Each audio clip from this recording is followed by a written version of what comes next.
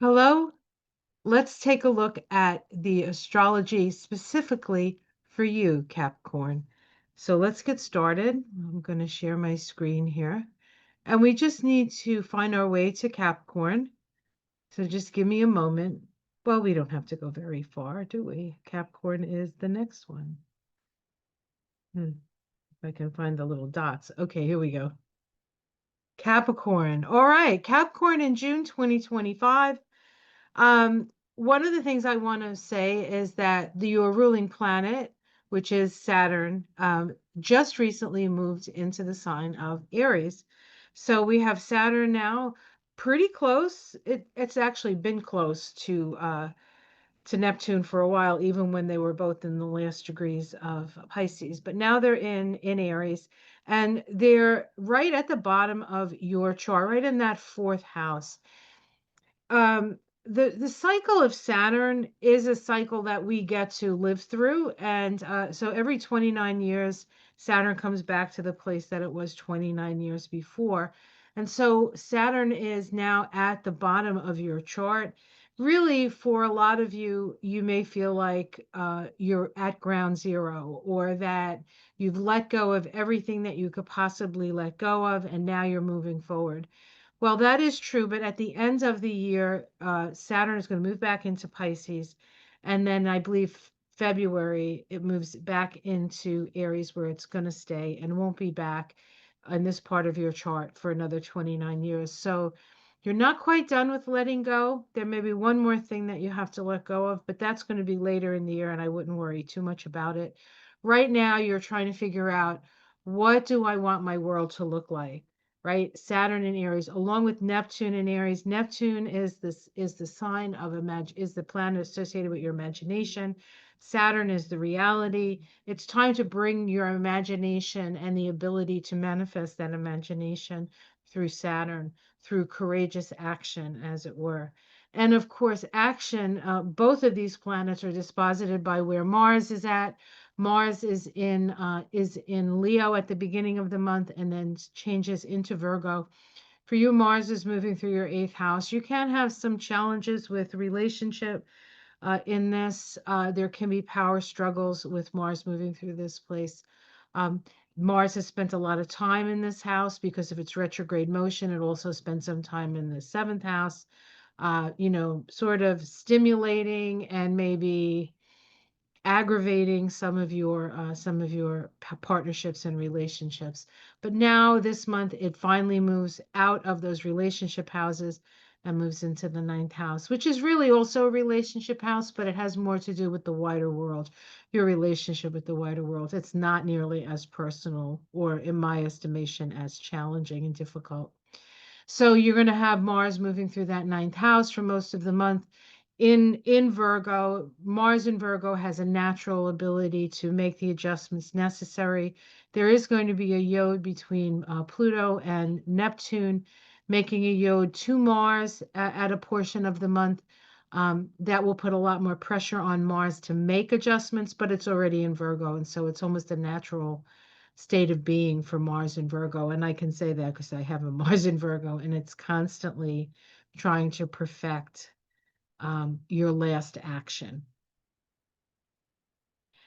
The sun, of course, starts the month in your house of health. So you probably have been, your health has become a focus for you, perhaps.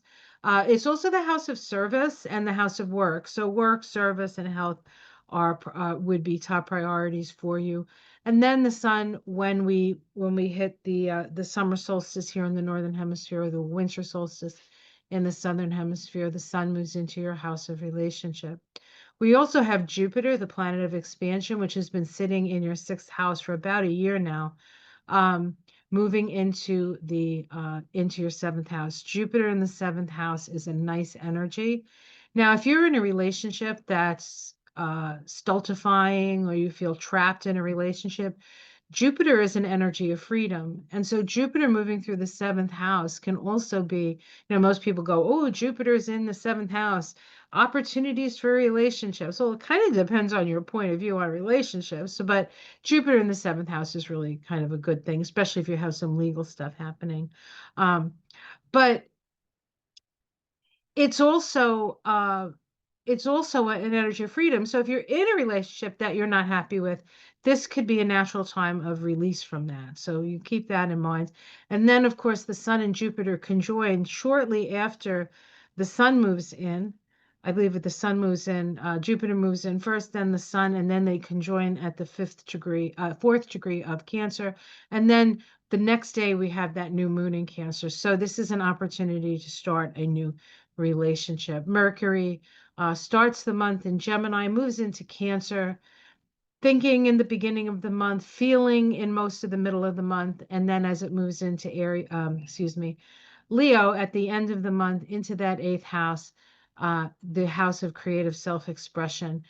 For sure, you'll be saying some stuff, and it may be stuff that people want to hear or don't want to hear, but you'll say it anyway because that's just the way you are, and it's not a bad thing. It is what it is. Let's see, the North Node in Pisces is asking you to move in the direction of information, being willing to gather information, maybe stop feeling like you know it all and be open to some new information. That information has a decidedly emotional and sensitive aspect to it. So sometimes Capricorns can, be the stiff upper lip kind of energy. The North Node in the third house in Pisces is saying, chill out, calm down, open yourself up to vaster possibilities, even if it means that some of the structures that you have created in your life uh, either are being temporarily, it's like you're taking a vacation from them, or they will dissolve away. We can't fight this. We have to move through it. You have Pluto in the second house. It's going to be there for 19 years, and that transforms your values. It really does. It transforms your values. Your values are humanitarian, and if they're not humanitarian, by the time Pluto's done with it, your ideals will be much more on the humanitarian side of things. But you can see that a lot of the energy of this month is on the right side of the chart. That means that you're spending a lot of time with others, a lot of interaction with others, very little at times spent alone, I think, Capricorn. You have the new moon here. That's happening towards the end of the month, but at the beginning of the month, we have the full moon in Sag while the sun is still in Gemini. This is going to bring awareness around issues of health. It could be spiritual health or it could be physical health. It's also a karmic energy. So people who you're karmically connected to could be coming and going through this period, or you certainly get an idea. The full moon illuminates something. It's in your 12th house. It could illuminate habit patterns or ways of being that where you undo yourself, right? Where you want to do something and then you see yourself holding yourself back for something. Is it fear? Is it what? Is it what are you needing to let go of? There's a lot of letting go that's happening. We're in a 9 year. And so it pays if there's a choice between holding on tight and letting go. Um, Most of the time letting go is going to win the day.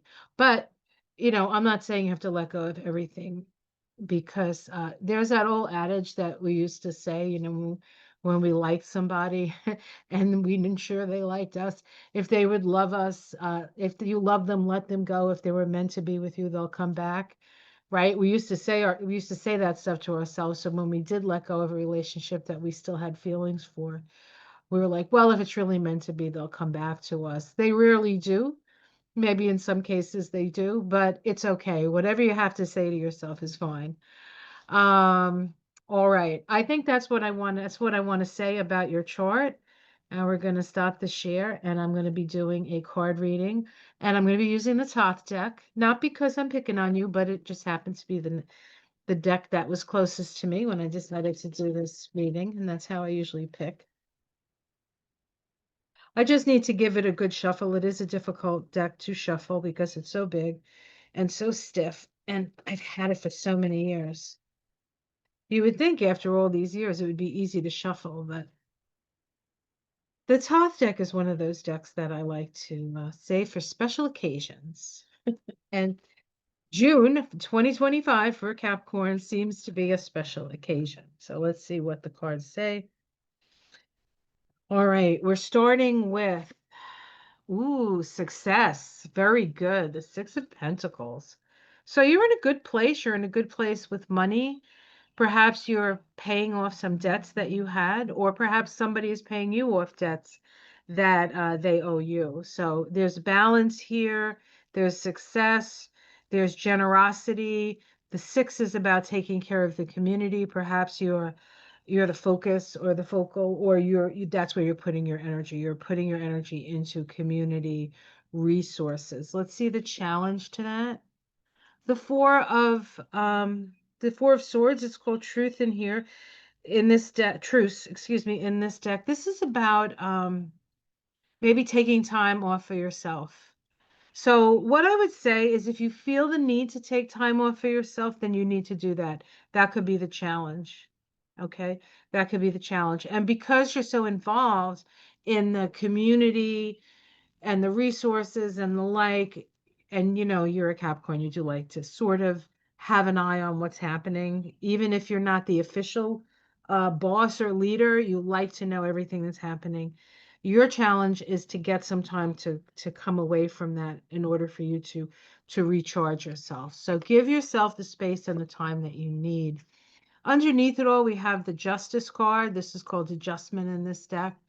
And so there needs to be an adjustment, or there needs to be a balancing. Perhaps you need to be a little bit more balanced in how you're asserting yourself, but we'll see what else comes up with this. In your past, oh, we have happiness. So things it's been going pretty good. You've had a pretty happy, you're getting your needs met. It's the Nine of Cups. Your wishes are coming true. So in general, so far, all of these cards are really quite positive. Let's see what's in the sky. Ooh, we have the Queen of Cups. The Queen of Cups is the empathetic queen. She's the psychic queen. She knows things without having to see them. It's an inner knowing that she has. She's very nurturing. She's very loving. That energy is out there in the world. This could be your mother. This could be your mother's energy around you. So if you are feeling a little bit um, stressed out or the like, know that the mother is with you. And it could also be Mother Mary, or it could be any feminine goddess energy, transcendent, feminine, Kuan Yin. All those energies are seen in that Queen of Cups. So know that you are protected. Know that the goddess has your back with this. Let's see what's in the immediate future. The Fool card. So why does she have your back? Because you're moving into a whole new thing. This is the leap of faith. You're going to be taking a leap of faith this month. Wow. Wow. Something you haven't done before. It is something absolutely new, and you're getting support from the feminine energy, the feminine goddess energy, whether it be your mother or Mother Mary, as I said, or any of the feminine goddesses. How it's seen from the outside. Whoo, baby. Here's another feminine energy, right? A lot of feminine power in this card, in this reading, actually. A lot of feminine energy in this reading.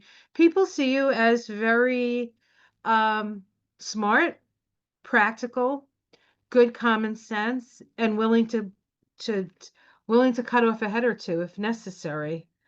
So which is, yeah, it's sort of like the headhunter vibe. But anyway, uh uh Capricorn, right? Very much Capricorn energy. Your domestic situation. Ooh, okay. Working, you're putting your nose to the grind, so you're doing some work. This could be crafts, so you might be doing a lot of crafts this month. Uh, it's suggesting, and I almost feel like these cards are saying, do your community stuff, but make sure you're making time for yourself because there's work at home to be done. And I think it's creative and crafty work. Let's see your hopes and fears. You worry about the end of the world as we know it. Who wouldn't? I mean, Capricorns have been in charge for a long time, right? But you're worried about the state of the world. Let's see the outcome. Ooh, we get the Strength card, the Nine of Wands.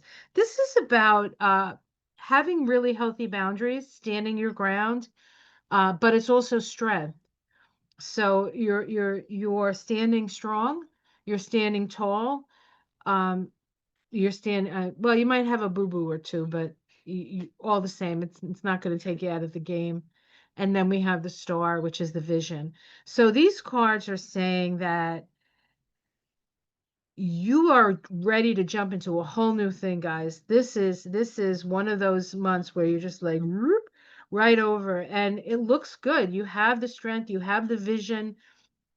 If you're not sure what you want to do, meditate, because meditation will be a great skill. Underneath it all, we have worry around money. Well, who doesn't have that right now? We have the Hermit card, which is the card of the year, about separating the wheat from the chaff. So you need to continue to do that. And then we have the power card, which is in this deck, says Sun and Capricorn. So this is the Capricorn card. Um, it is a Capricorn card. Actually, in the Kabbalah, this is the third decan of Capricorn. The third decan of Capricorn. So from 20 to 30 degrees of Capricorn. So if you have anything from 20 to 30 degrees of Capricorn, this is your card. And you are building your power. There was some financial instability, but now through cutting away, which that no longer serves you, you have much more stability and more power to work with. So really great cards. I mean, even though I said I'm using the Thoth deck and everybody gets nervous, these cards are fabulous. Wow, really good things coming. But, there have been good things, and now there's more good things coming, but it is going to take a leap of faith, and an ability to maybe go out of your comfort zone a little bit. You're like, Pluto's out of my sign. I'm done with going out of my comfort zone. I'm telling you what the cards say. Don't argue. Would you ever argue? Okay, Capricorn. All right, one more. We're going to pick the spirit animal oracle card for Capricorn. Let's see what animal comes up for you guys. I love this deck. The information is really good. She does a really good job, Colette. I think she's out of England. Okay, what do we have? Porcupine spirit. I think this is going to go with the cards, but let me see what it says. Porcupine. LMNOP. Okay, here we go. Time for the beginner's mind. It does go with the reading, doesn't it? Okay, I'll hold it up and read it to you. Says when porcupine spirit calls your name, you are being asked to adopt a beginner's mind and to approach situations with innocence and curiosity. The old confining stories no longer have hold on you. Life is full of surprises hiding in plain sight. Looking at the world afresh with new eyes can help you find what you have been seeking, whether it is a relationship, an opportunity, or evidence that you have all you need right now to co-create what you desire. Who knew? Porcupine asks you to be playful and have a childlike curiosity. There is much waiting for you that has yet to be discovered. Oh, isn't that true? Oh my goodness. I'll read the protection message because I've been doing it for everybody. It says are you feeling prickly and defensive lately and assuming you will be hurt before you have seen any sign of such a reaction, as such a reaction is called for? Perhaps an old sense of guilt or shame is causing you to be cynical or wary when you are meant to be open and curious. Self-protection is a good thing, but you may be protecting yourself from something that will not actually harm you, but instead will bring you abundance, happiness, and love. Remember your innocence, and you will see what you have been overlooking. I like that for you, Capricorn. Wow, those are great cards. It's a tough month, but you got great cards. I think you're going to be A-okay. A-okay. All right, guys. Well, have yourself a great June. I'll see you again in July for the Taroscopes for July. Until then, take care of yourselves, do what you need to do, and have a little bit of fun. Take care, everyone. Namaste.